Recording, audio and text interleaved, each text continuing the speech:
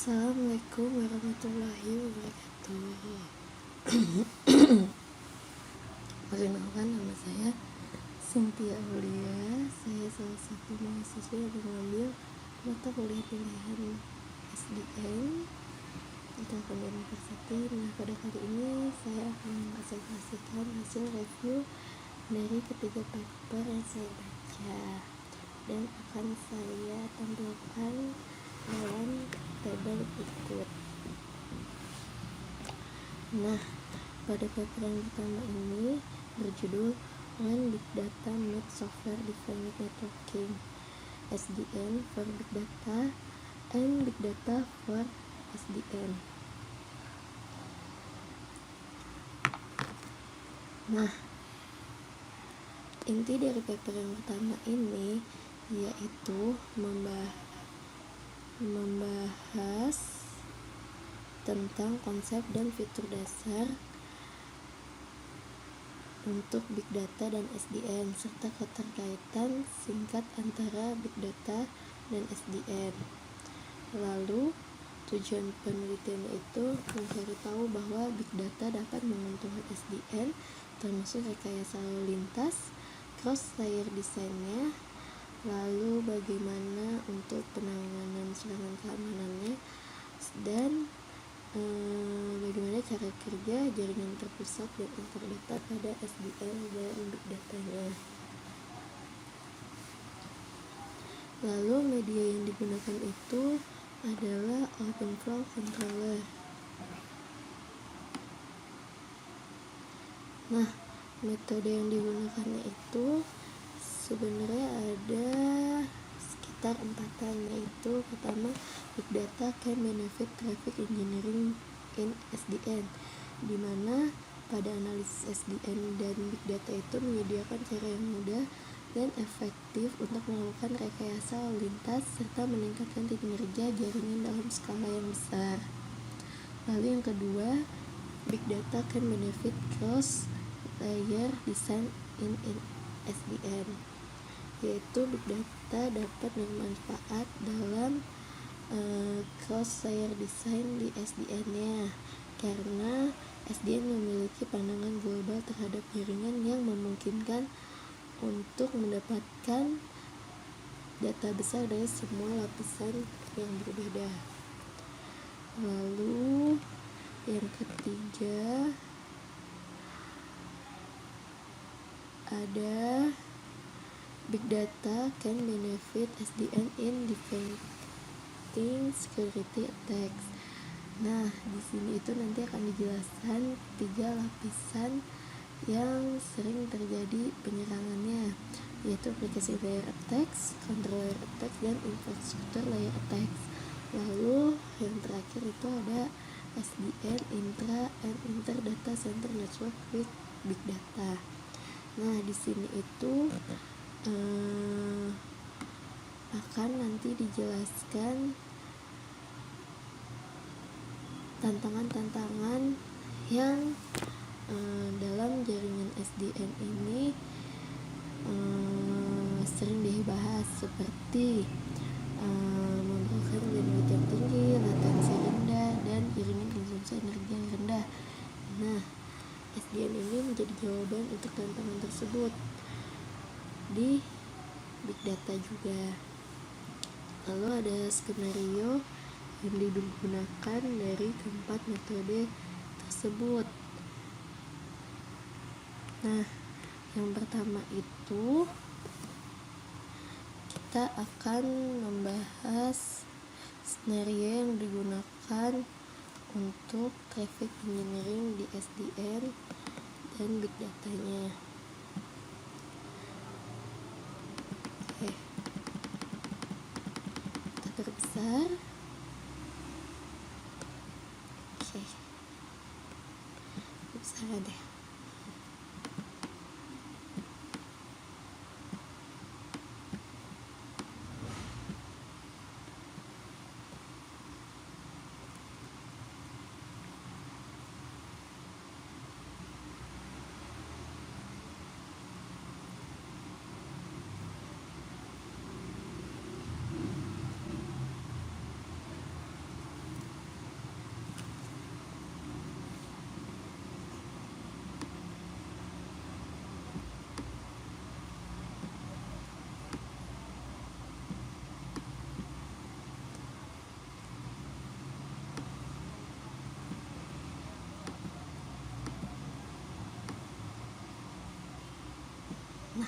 big data. Oke, pada gambar 2 ini di sini ada dynamic traffic engineering system architecture. Dijelaskan terdapat 3 layer nih, ada infrastructure layer, control layer, dan application layer. Di sini itu traffic yang terjadi itu adalah antara control dan application layer ya, dimana traffic engineering policies-nya itu dia itu pertama dari SDN controller itu ke big melewati ke big data application, melewati big traffic data. Lalu ada traffic engineering grades di mana dia akan menuju traffic engineering manager, lalu kembali lagi ke control layer yaitu SDN controller. Nah, SDN controller ini di bawahnya terdapat infrastruktur layer yang terdiri dari switch, router, dan server.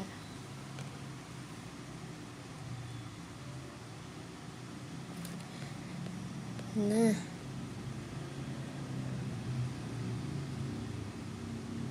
analitik data besar yang memanfaatkan metode analitik untuk memperoleh kawasan dari data lalu lintas besar, kemudian memberikan paduan kepada manajer rekayasa lalu lintas di sini yang menurunkan kebijakan rekayasa lalu lintas. Nah, di sini itu fungsinya itu traffic engineering-nya itu untuk mengubah perilaku switching perangkat SDN dengan memperbarui tabel alur mereka gitu,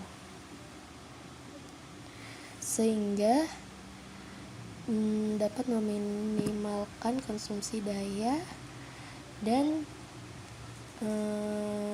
menghubungkan kemacetan tautan, jadi dapat mengurangi kemacetan pengiriman data. Lalu skenario yang kedua itu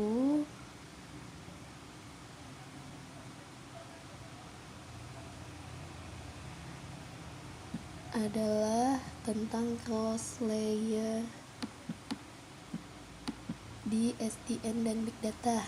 Di sini juga ada 3 yaitu ada cross layer design dengan SDN dan big datanya, kemudian ada data processing dan control layernya yang dijabarkan secara detail, kemudian yang ketiga ada application layernya.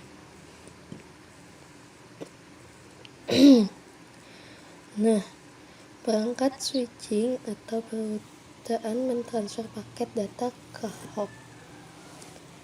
Nah, ini ke hop atau map radius-nya sesuai dengan aturan penerusan yang disimpan dalam memori lokal.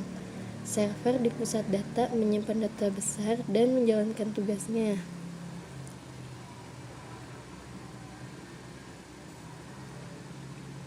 Nah, di lapisan pemrosesan dan controller data ini, pengontrol SDN dan Hadoop akan memiliki kerjasama yang erat dalam pemrosesan big datanya dan membuat keputusan bersama. Pengontrol SDN memberi Hadoop informasi lalu lintas. Nih, informasi lalu lintasnya dari semua lapisan yang berbeda, sementara Hadoop memberikan pengontrol SDN ini dengan strategi kontrol jaringan seperti adaptasi parameter lapisan fisik, alokasi sumber daya, konstruksi topologi, mekanisme routing, kontrol kemacetan, dan lain-lain untuk beroperasi dan mengoptimalkan kinerja SDN.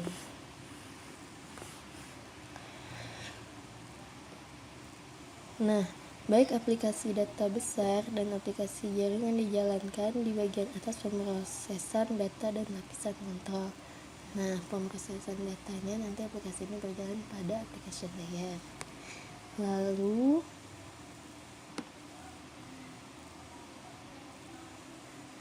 skenario selanjutnya itu adalah ini ya, dia ini metode untuk meluncurkan serangan lapisan pada aplikasi. Sebenarnya ada dua metode. Salah satunya adalah menyerang beberapa aplikasi, yang lain adalah untuk menyerang antarmuka pemrograman, yaitu pada aplikasi API utara. Di sini ada attack-nya. Lalu dia itu biasanya menyerang pengontrol, terus menyerang API utara atau API selatan, terus menyerang beberapa switch, yang lainnya adalah menyerang ke API selatan. Nah, penyerangan itu didistribusikan dengan penolakan layanan DDoS, terus mengambil keuntungan dari botnet dan teknologi akses internet kecepatan tinggi lainnya. Dan ukuran serangan telah tumbuh secara drastis, misalnya ukuran setinggi 300 GB per second pada serangan DDoS 2013 terhadap Spamhaus. Oleh karena itu, metode analisis data tradisional memiliki banyak kesulitan dalam mengalahkan serangan ini.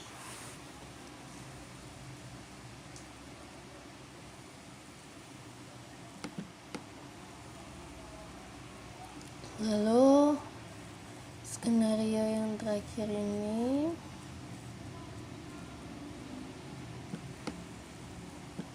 yaitu SDN Based Intra and Interdata Center Network with Big Data.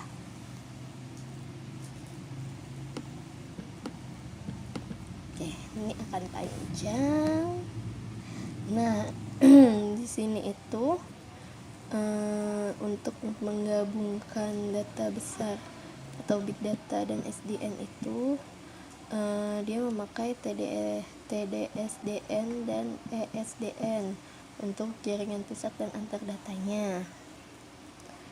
Nah, pada gambar 5 ini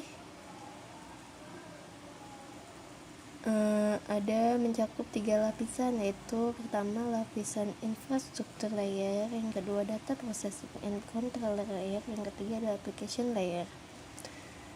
Nah, di lapisan infrastruktur ada saklar dan server SDN di jaringan pusat data pusat yang berbeda terhubung melalui router SDN melalui jaringan IP. Lalu di lapisan controller ini ada beberapa controller SDN untuk mengelola saklar intra-data center atau router antar data center. Pengontrol data bertanggung jawab atas penjadwalan pemrosesan data. Semua pengontrolan SDN dikendalikan oleh pengontrol jaringan, sementara semua pengontrol data dikendalikan oleh pengontrol aplikasi data besar. Nah, pengontrolan jaringan dan pengontrolan data itu merupakan otak dari lapisan kontrol. Lapisan aplikasi di sini dapat menyediakan aplikasi big data dan aplikasi jaringan melalui antar muka pemrograman. Nah,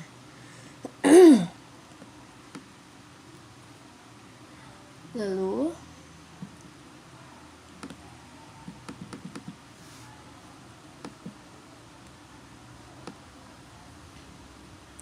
dari hasil penelitian pada paper 1 itu, desain gabungan big data dan SDN bisa menjadi solusi yang menjanjikan untuk jaringan big data. Cara memanfaatkan sepenuhnya komponen SDN untuk meningkatkan kinerja aplikasi big data dan cara memanfaatkan data besar untuk membuat SDN bekerja lebih baik, lebih efektif adalah masalah mendesak yang perlu ditangani.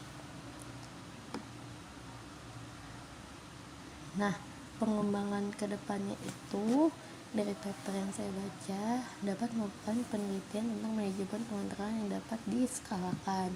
Lalu dapat dikembangkan juga untuk tabel aturan aliran cerdasnya yang berdasarkan manajemen pengiriman datanya, lalu abstraksi bahasa yang fleksibilitasnya tinggi dan readable big data seluler. Lalu lanjut ke paper yang kedua. Paper kedua itu berjudulnya adalah Effective Routing Algorithm Based on Software Defined Networking for Big Data Application in Data Center Network. Jadi di sini itu akan menjelaskan dia tuh nanti memakai bagaimana dia nanti tuh memakai routing yang tepat untuk big data dalam SDN ini. Nah, inti papernya itu mengalokasikan jalur yang tepat untuk arus pengocokan selama fase acak dengan beberapa teknik routing dan topologi jaringan terpusatnya. Lalu tujuan penelitiannya ini menemukan algoritma perutan yang efektif berdasarkan informasi tingkat aplikasi untuk memperkirakan permintaan semua aliran pengocokan selama proses MapReduce. Nah, media yang digunakan ini adalah OpenFlow protokol untuk menyediakan controller SDN, lalu emulator SDNet digunakan untuk mengevaluasi skalabilitas dan kebenaran hasil kinerjanya. Lalu perangkat lunak ini mengemulasikan juga topologi tulang belakang BEM yang terdiri dari 6 saklar yang terhubung menggunakan tautan 1 GB per second. Ini termasuk dua lapisan, yaitu tulang belakang dan daun. Lapisan daun bertanggung jawab untuk menyediakan aktivitas ke titik air seperti titik komputasi, perangkat penyimpanan, firewall, dan perangkat titik akhir lainnya. Lalu metode yang digunakan itu yang pertama itu menerapkan algoritma multipath seperti ECMP, yaitu sebagai teknik shuffling arus untuk memanfaatkan lebih banyak lagi bandwidth dalam topologi leaf spine-nya atau tulang daunnya. Sebenarnya cara ini bukan cara yang efektif karena algoritma penjadwalan statis dan tidak mempertimbangkan pemanfaatan atau aliran jaringan ukuran. Sebagai contohnya itu di sini ada 3 host yang berbeda di rack yang sama yang terhubung ke switch yang sama di left layer, mentransfer aliran mereka ke host lain di rack yang berbeda. Ini ada gambarnya.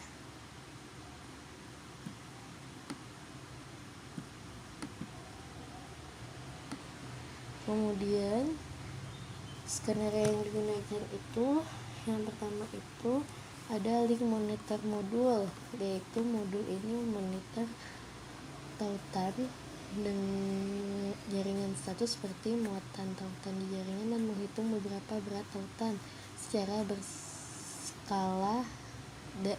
berkala, lalu mendapatkan informasi statik dari semua tautan yang dimuat di jaringan pusat dan dari semua switch OpenFlow yang terhubung pada interval tertentu.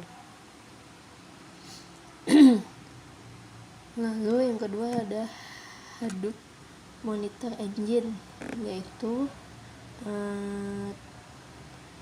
dalam lingkungan cluster Hadoop, ketika tugas peta di node mapper menuliskan data, outputnya ke node peredam.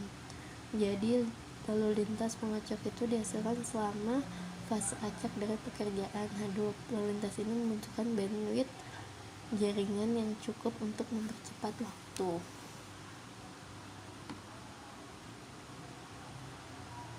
Namun, kerangka kerja Hadoop terutama tidak mengandung informasi yang cukup tentang sumber daya jaringan yang diperlukan. Oleh karena itu, modul ini diusulkan untuk mengidentifikasi data yang ditransfer dari node mapper ke node peredam dalam cluster Hadoop selama fase acak dalam pekerjaan Hadoop. Nah, yang ketiga ini schedule and routing module. Dalam OpenFlow routing controller, paket in message dibuat untuk memberitahu pengontrol bahwa arus baru telah tiba pada saklar. OpenFlow switch yang memeriksa paket dan apakah tidak ada kecocokan dengan entry alirannya. Paket diteruskan ke controller. Di sisi lain, pesan yang dihapus mengalir juga dihasilkan ketika aliran berakhir pada saklar aliran terbukanya. Dalam pekerjaan ini, penulis mengusulkan modul penjadwalan dan perutaan untuk menetapkan jalur yang efisien untuk pengocokan yang dapat dipertukarkan antara host yang berbeda di data center networknya. Oke, di sini tuh ada kayak algoritmanya yang saya cantumkan pada tabelnya. Nah, untuk hasil penelitiannya ini, modul pertama itu untuk memantau pemuatan saat ini dari semua tautan di jaringan pusat data yang tadi itu. Yang kedua adalah mendapatkan sumber daya jaringan dan semua informasi yang diperlukan untuk pengacakan arus dari host Hadoop. Terus proses perutaan dilakukan oleh modul penjadwalan dan perutaan tepat penerapan algoritma yang dibuat pada gambar yang tadi. Terus algoritma yang tadi itu telah diuji dengan aplikasi Terasort. Hasilnya telah menunjukkan bahwa pekerjaan yang dilakukan untuk mengungguli routing HMP dan Trill dengan mengurangi waktu pelaksanaan pengocokan arus dalam topologi daun tulang belakang atau tadi disebut leaf, disebutnya tadi itu adalah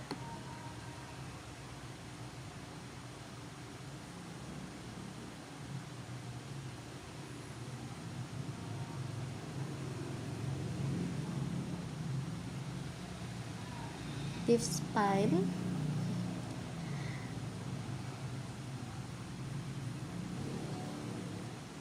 Nah, itu menunjukkan bahwa leaf spine telah mencapai kinerjanya lebih baik. Lalu pengembangan kedepannya itu dalam paper ini tidak ada penjelasan yang dianjurkan. Jadi kita langsung aja ke paper ketiga. Paper ketiga yang saya review ini berjudul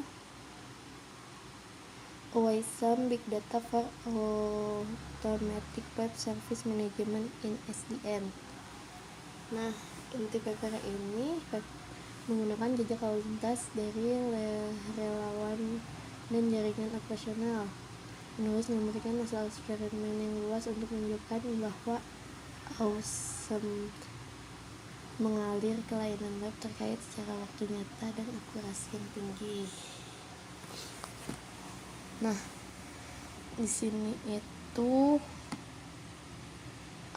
tujuannya adalah merancang dan mengevaluasi OISM, manajer layanan web otomatis, aplikasi SDN baru untuk mengatasi masalah peningkatan layanan cloud dan pengiriman konten networks, ditambah dengan momentum enkripsi, terus menantang manajemen peraliran yang sederhana dan meminta pendekatan yang lebih komparatif untuk mengelola lalu lintas webnya.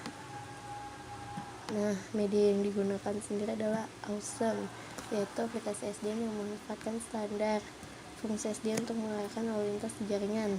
Inti dari aplikasi SDN adalah modul anotasi yang beroperasi pada elemen tepi yang dapat menghubungkan setiap aliran ke layanan asal secara real-time. Dengan akurasi tinggi ini dapat memanfaatkan informasi DNS dan data besar untuk secara otomatis belajar dari lalu lintas. Nah, ini mencapai akurasi keseluruhan yang lebih tinggi 90%, yang meskipun tidak cocok untuk tujuan keamanan, tapi sangat cocok untuk tujuan rekayasa lalu lintas dan manajemen.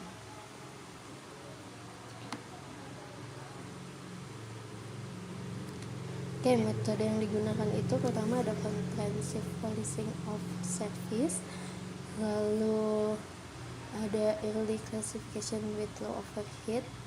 Ini semua yang berhubungan dengan aplikasi yang digunakan, yaitu OSAM untuk mengambil keputusan penerusan akhir paket. Lalu ada compliance with SDN specification, yaitu OSAM ini telah dirancang sepenuhnya sesuai dengan arsitektur SDN dasar dan versi terbaru dari OpenFlow.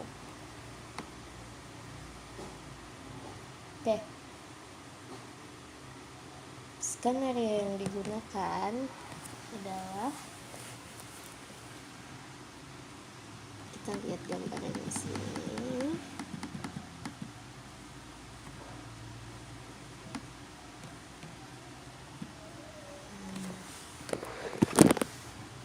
Semoga terlihat jelas ya pada video. Nah, dari gambar di sini itu dia menunjukkan diagram skematis dan aplikasi OSAM SDN. 4 elemen ini 1, 2, 3, 4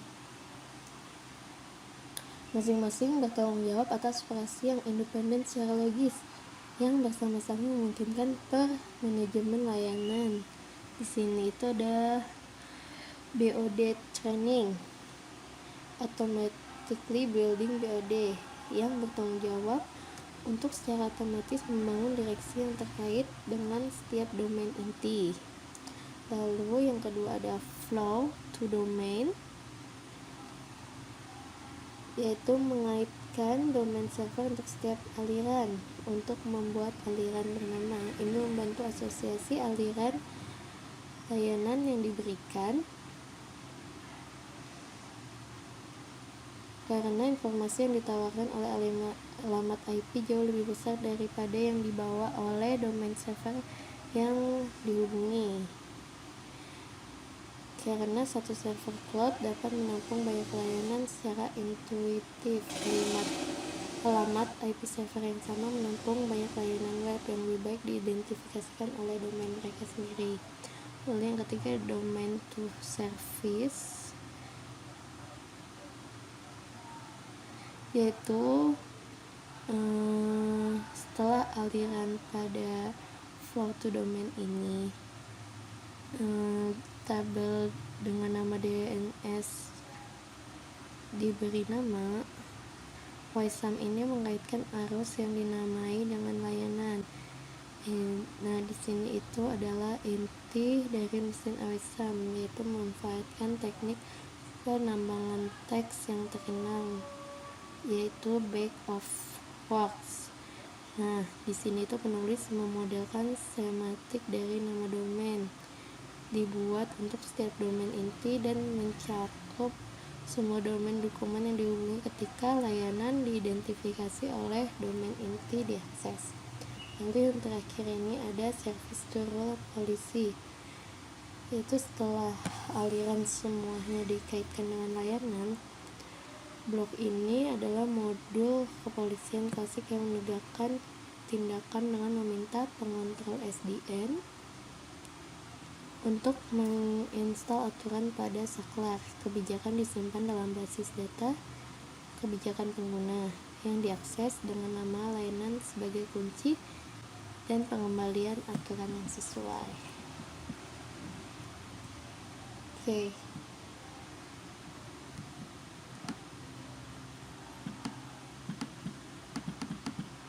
Lalu dari hasil penelitiannya itu terdapat 2 yaitu Web Service Traffic Identification yang menunjukkan hubungan exploit antara aliran untuk manajemen lalu lintas. Mereka memanfaatkan kelompok aliran aturan lalu lintas untuk meningkatkan kinerja aplikasi. MapReduce solusi mereka dirancang untuk pusat data memerlukan modifikasi tingkat aplikasi, sedangkan OSAM menggunakan pendekatan sepenuhnya dalam jaringan. Selain itu, OSAM sendiri bertujuan untuk mengelola layanan di tepi jaringan. Jadi OSAM perlu mengelola sejumlah besar layanan yang memungkinkan dua pelaku berbeda satu sama lain. Lalu yang kedua ini ada Service Awareness in SDNS, yaitu penulis itu mengusulkan aplikasi SDN untuk mengelola layanan web umum menggunakan metodologi yang berbeda untuk klasifikasikan aliran, meneruskan paket dari setiap aliran ke pengontrol, atau menerapkan algoritma pembelajaran mesin. Selain itu, OSAM hanya perlu menganalisis paket pertama dari setiap aliran yang mengurangi beban pada pengontrol. Nah, pengembangan kedepannya itu penulis mengharapkan adanya pengembangan manajemen konsep per service yang dapat menjadi penelitian untuk studi baru di masa yang akan datang, seperti untuk meningkatkan klasifikasi hingga membuatkan kompatibel dengan aplikasi keamanan, di mana aplikasi tinggi adalah wajib, atau untuk mengembangkan deteksi anomali berdasarkan direksi dan perakutansi layanan. Kesimpulannya itu dari ketiga paper yang saya review, bahwa SDN ini dapat berperan banyak di big data. Lalu bukan hanya dalam pengontrolannya saja atau dalam jaringannya saja, tetapi bisa diaplikasikan untuk routingannya, lalu untuk webnya juga. Mungkin akan lebih banyak lagi pengembangan kedepannya.